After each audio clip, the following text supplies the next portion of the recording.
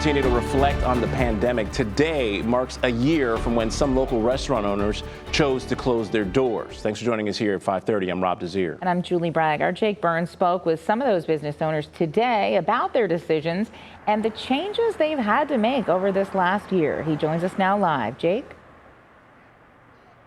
Yeah, Julie, it's been a year of uncertainty and shifting and evolving guidelines, and maybe now some hope on the horizon for those restaurants that made it. Words written on Elle Wife's social media Tuesday, 1 year since the restaurant first closed because of COVID.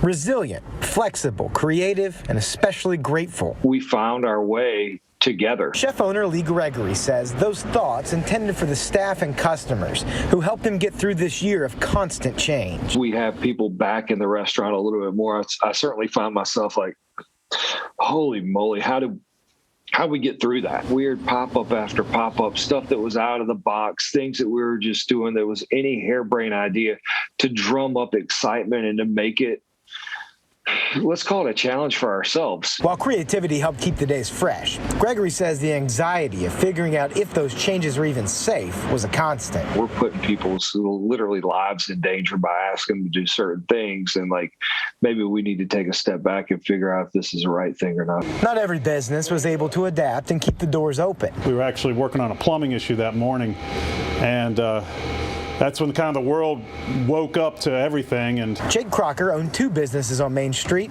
both shut down March 16th, 2020. the pandemic affected everything so different. Lady Nolan's, more focused on Cajun food, has started opening up for limited seating.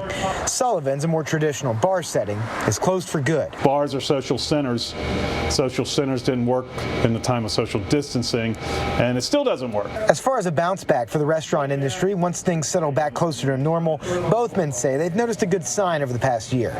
Deeper community appreciation for local spots. I think there's this appreciation, and that will sink in, of that some of the places that you've come to be attached to might not always be there. So support them. We're going to see hopefully a great explosion of super creative food in town, and hopefully we can all just be there to keep up and enjoy it. And it's a new day.